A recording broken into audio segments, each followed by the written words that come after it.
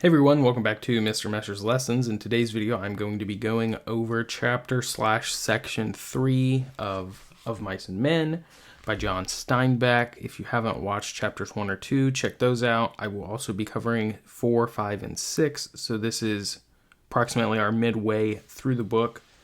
So I'm going to do this video a little differently than I did chapters 1 and 2. I'm going to give an overall synopsis of the chapter, and then I'm going to talk about specific ideas from the chapter, going from page to page and giving my thoughts or extra details you might not have picked up on during your initial reading. Okay, so in chapter 3, we see the first important thing we see is that Slim agrees to give Lenny a puppy, and Lenny is very excited about this. Slim likes the relationship of George and Lenny and says it is welcome. It is a welcome change in the world where no one ever seems to give a damn about nobody. That's a direct quote from the text. Then George explains how Lenny and George actually met, and Lenny and George have been in quite the long companionship. George had taken care of Lenny after his Aunt Clara had died. They had been friends before. Lenny would do anything that George said, and this ended up turning out poorly a few times, but Lenny listens to George, does what George says for the most part. As we know, Lenny tends to do his own thing or maybe forgets, but they end up being a pretty good match for each other, and this is appreciated by Slim, not by everybody on the ranch. Note that there are a lot of people on the ranch who don't seem to like their companionship in their friendship, but Slim appreciates it. Okay, they left the last town after Lenny touched a girl's dress and had to hide in an irrigation ditch to escape the mob that was coming to kill Lenny. So to say that they're misunderstood is probably a bit of an understatement. Lenny almost certainly had no evil intentions while touching a woman's dress. He was probably very attracted to the fabric of the dress, to the softness of the dress. And for people who don't understand that or don't take into account that Lenny has a mental disability, you'd probably be pretty upset. Imagine if somebody had at the store touched your mom's dress, grabbed her dress and felt up on it. And because Lenny is a very big guy, you would maybe be frustrated with that. You wouldn't immediately take into account all of the factors of why he did that. So maybe that's a fair assessment. Maybe it's not. I suppose that's up to you to decide. But Lenny goes and plays with his pup. He brings it back to the bunk, and George gets frustrated. George has a bit of a temper, although he's a good guy and he takes care of Lenny decently. Certainly gets mad initially. He says some very rude things to him at times. He's not very nice. He doesn't even take into account that you have to deal with Lenny carefully, and that a lot of the things he does, he either doesn't understand or doesn't understand the implications. So you have to be careful with how he treats Lenny, but not very careful. So then Carlson complains about Candy's stinking old dog, and Carlson suggests that he shoot the dog. Candy says, I'm not going to shoot my own dog. That sounds like a terrible fate for him, but Carlson eventually sweet talks Candy, I suppose, into killing the dog, into putting it out of its misery. The dog doesn't seem to actually be in any misery, but they don't like the dog. They say it stinks. They say it's old, and so they want to get rid of it. Candy doesn't want to do this, but he allows the other ones to do it. So then the dog is shot in the back of the head. I mean, it's a decent way to put the dog down. It's not like they went execution style and stared it in its eyes as they killed it, but they did kill the dog when it didn't have any overwhelming issues. So George speaks about Curley's wife in this chapter, and he says she's a jailbait all set on the trigger. What he's saying here is that if she keeps messing around with these guys, she's going to get one of these guys in trouble, and they're going to end up going to jail because they're going to get... Now, they're not going to go to jail for having sex with her. It's not illegal to have sex with another person. But if Curley fought them, or if they got in an argument with Curley, or if, for whatever reason, there was some kind of physical altercation between two people, someone would be going to jail. Beyond that, a little after that, George is invited to a whorehouse, which is a place where all the ladies are, and they're going to give you massages, I suppose, and alcohol, and, like a modern strip club. But with the whole 9 yards. So George remembers initially their stake, and can you blame George for being interested in this whorehouse? He works a very physically laborious job for what sounds to be about 12 hours a day in a very hot area, in a dry area. They don't have the best food to eat. They don't have a lot of friends or companionship. So when the guy gets his check, he probably wants to go out and have a good time. These women also want to make money, so they're going to try to swindle him. They're going to have alcohol. So it's a little back and forth argument in the reader's head on whether or not we can blame George and all the other characters on the farm for taking part in that. Okay, so Candy also in this chapter catches wind of their conversation and wants to join in on their adventures. But Curley has been looking for his wife this entire time. He comes in and he apologizes to Slim for his suspicions of sleeping around with his wife, but then all the men make fun of him. And so Curley is embarrassed and frustrated by this, and he decides to take it out on the easiest one to take it out on, Lenny. He's staring off into space, smiling, giggling, and Curley believes that he is smiling and giggling because of what Curley has done or said. So Curley starts to beat Lenny up. Curley starts to beat Lenny up, and he punches him. He punches him in the stomach several times. And think of a small guy hitting a really big guy in the stomach. It's not going to be too bad, but Curley starts really going in. As we talked about earlier, Curley has this prized hand. He keeps in a glove, and they say it's full of Vaseline. So he's really beating up on him, and Lenny just kind of has to sit there and take it for a little bit, but eventually George says, "All right, Lenny, just defend yourself, stand up for yourself."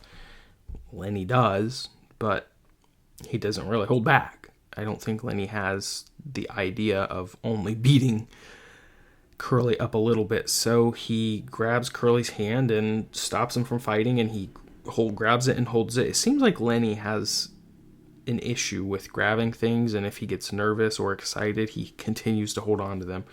So he grabs Curley's hand and doesn't let go, and imagine a really big guy's fist and a small guy's balled up fist in the hand. Curley's fist is here. He just holds it and holds it and holds it, and it breaks Curley's hand. Oh man, I hate to hear stuff like that. It's very, it gives me the heebie-jeebies. So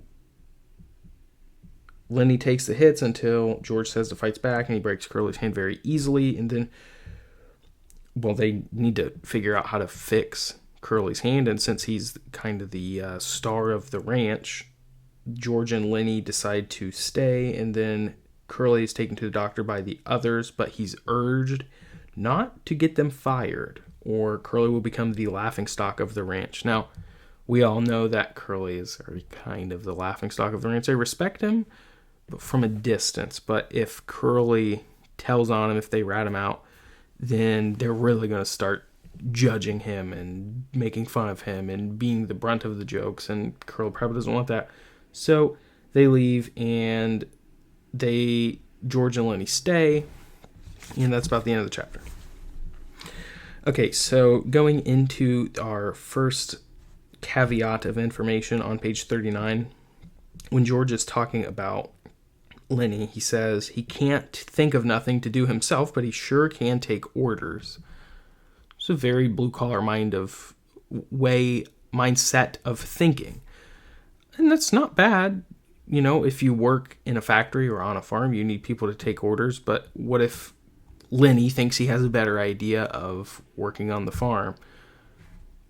well, they're probably not going to listen to him. They're probably going to say, oh, he's just an idiot. He's just a farmhand. What could he possibly contribute to the conversation? So that's probably exactly what the farm wants. Someone who takes orders and doesn't talk back and doesn't have new ideas. They're just kind of effectively a robot. So then we get this conversation between the two where most of these people are apparently drifters and loners. You know how the hands are. They just come in and get their bunk and work a month, and then they quit and go out alone. Never seem to give a damn about nobody.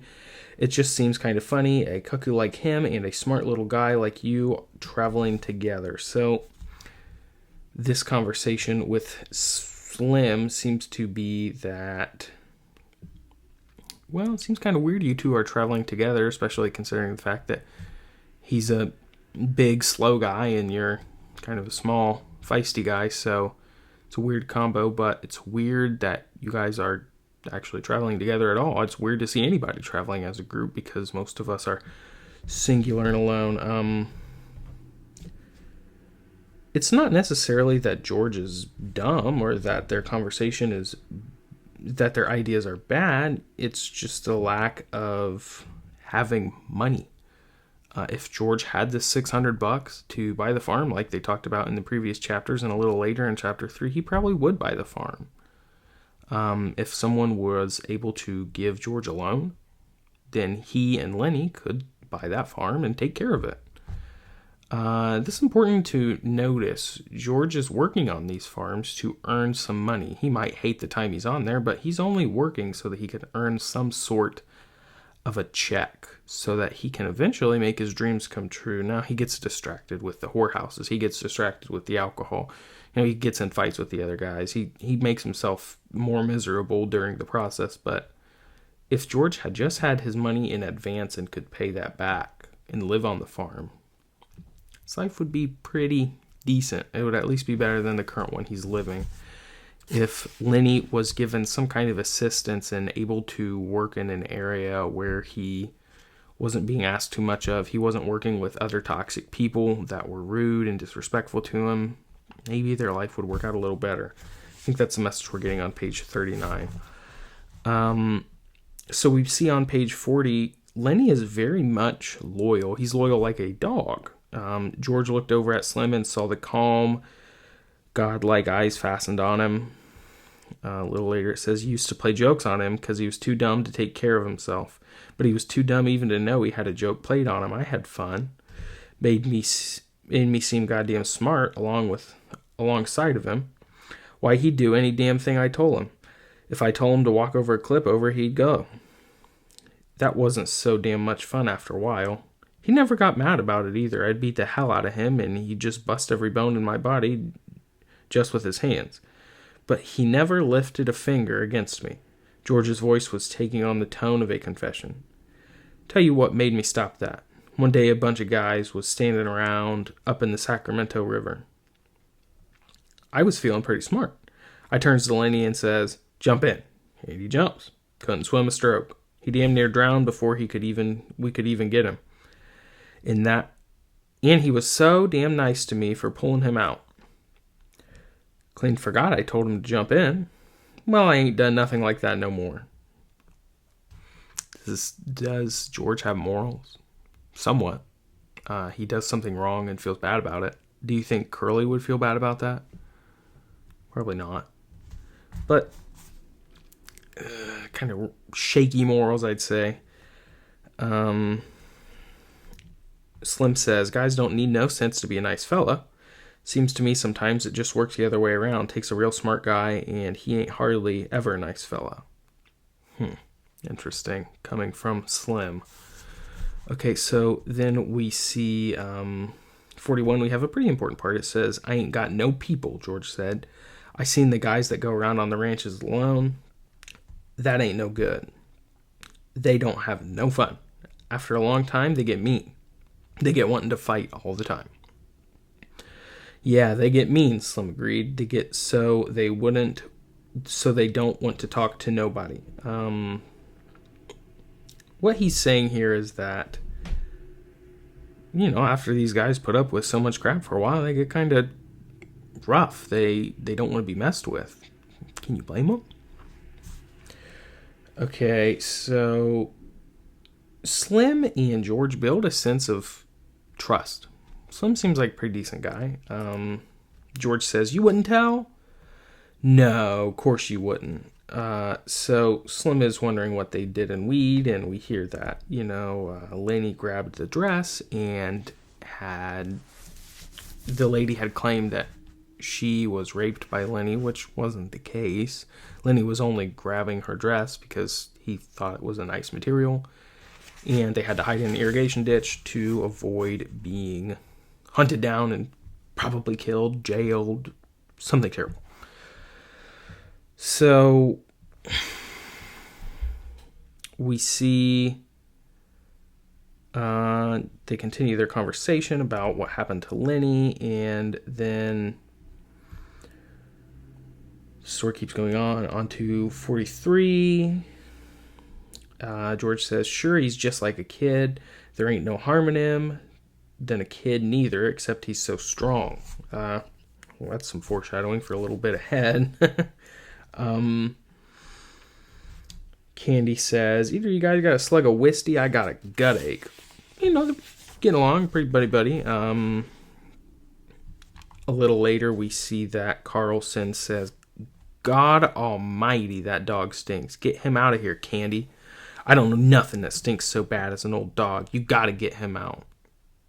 Does the dog even stink? No, he says it does. But he's the only character who's complaining about this.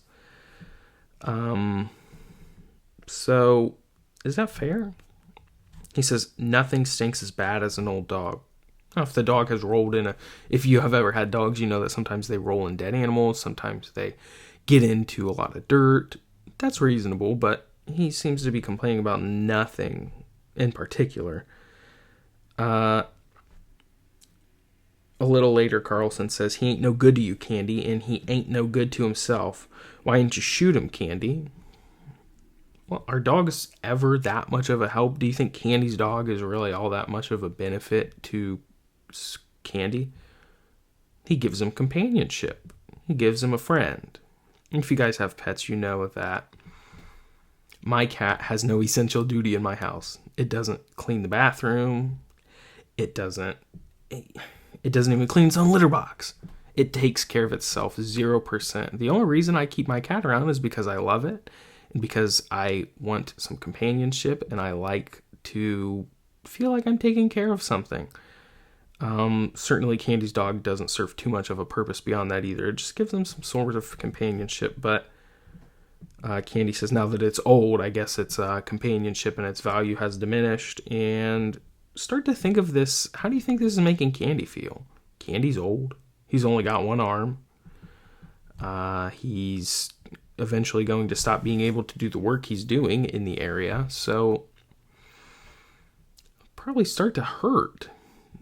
The realization that he's kind of losing his value. He's losing his ability to work. Maybe they might target him next. That would be a valid fear of mine. And I would assume for some of the readers that might be a fear of theirs too. If we stop being useful to someone, maybe they'll just toss us out. So George says a little later, "I seen a guy in weed that had an Airedale, could herd sheep. Learned it from some other dogs." George is quickly changing the subject. He knows that Candy is probably pretty uncomfortable here. But Steinbeck here is debating euthanasia. What's his position on quality of life? Ask yourself that. Does Steinbeck think that if someone is living a certain quality of life, if they're living a very poor quality of life, should they have the option to opt out of life? We've seen this in the modern United States. In the mid-2010s, we saw that people were debating assisted suicide.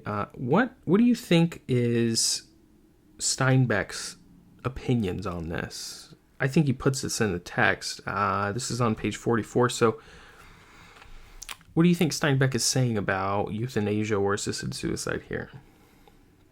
Okay, then we move on to 45. And oh my gosh. Carlson's having a conversation with these guys, and he says the Skinner had been studying the old dog with his calm eyes. Yeah, he said, you can have a pup if you want to. So he gives a pup to Lenny. But then he says to Candy, Carl's right, Candy. That dog ain't no good to himself. I wish somebody'd shoot me if I got old and a cripple.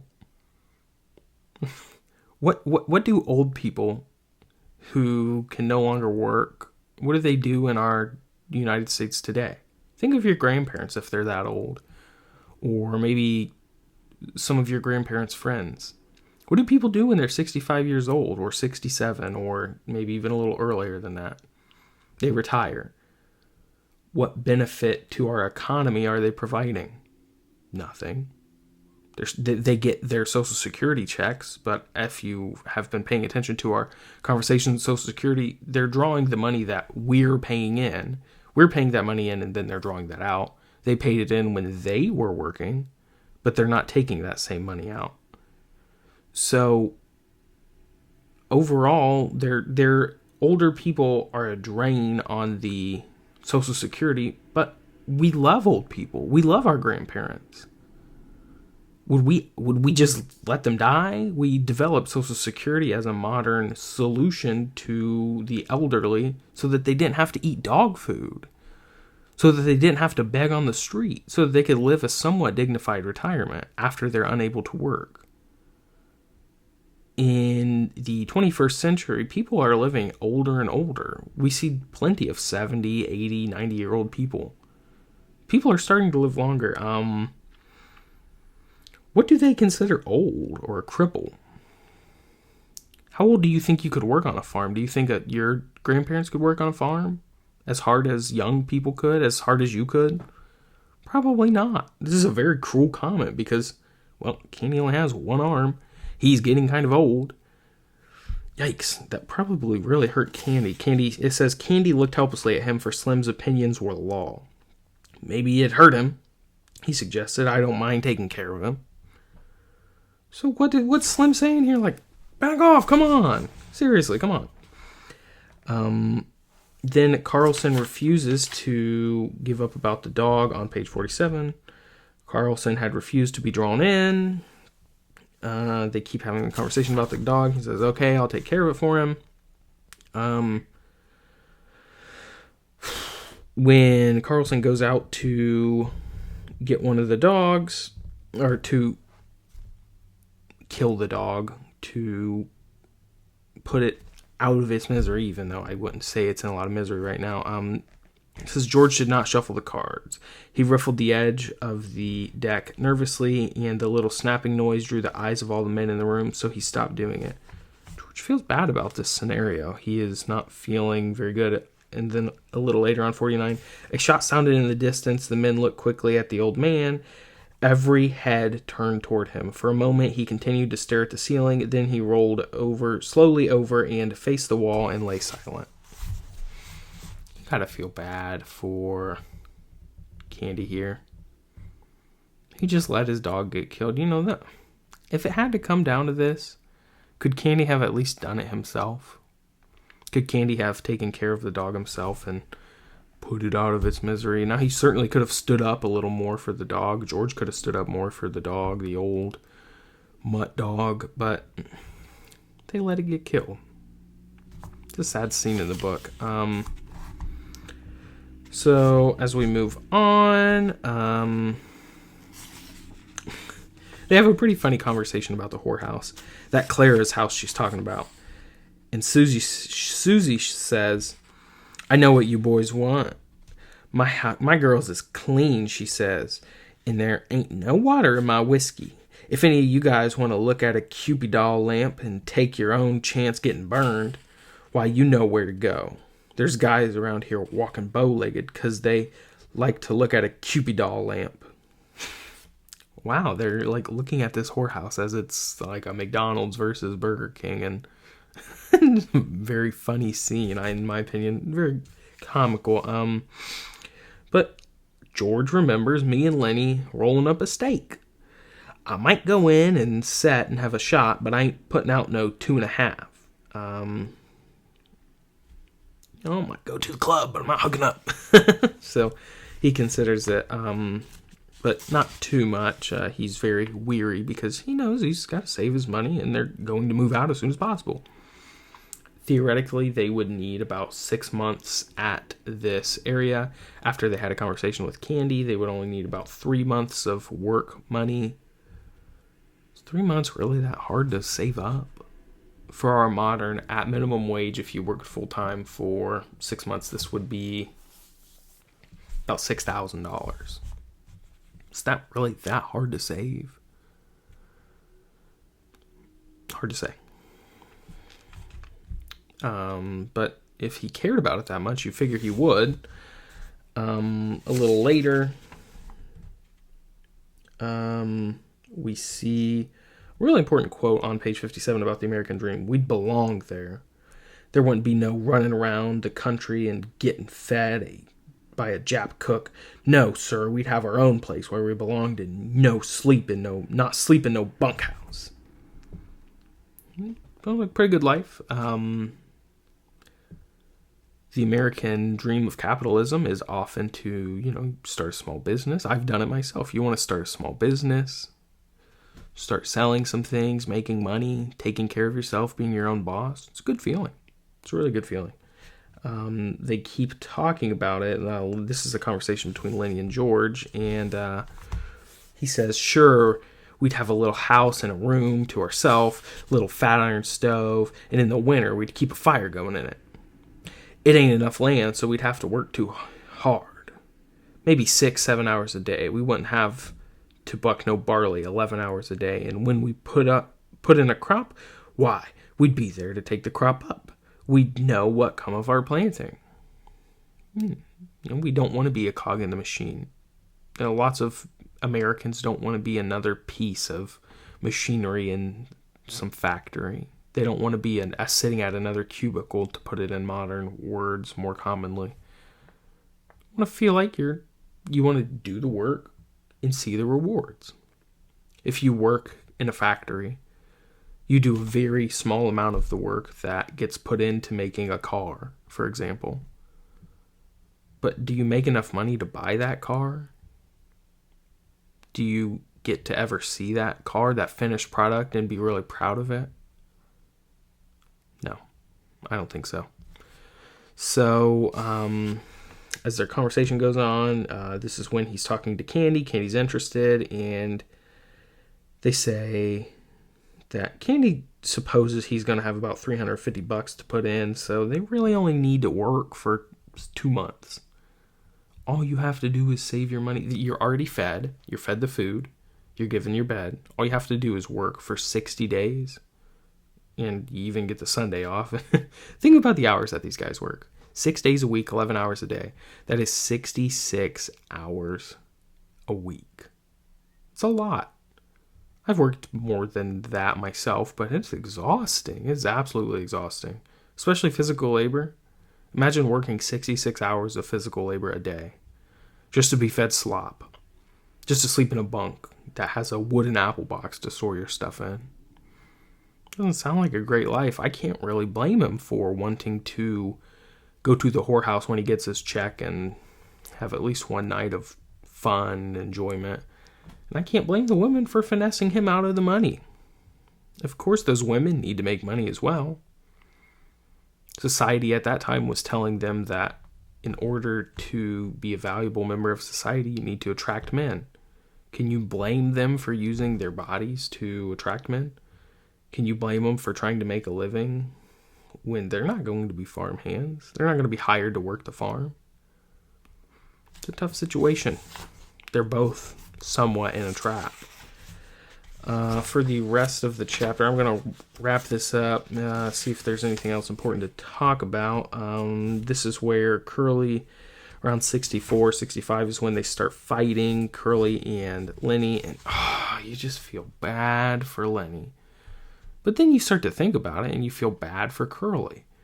Because was it fair for Curley to beat up on Lenny? No. But think of how poorly he was just treated by those group of men. By those men in the group, I mean. How would that make you feel?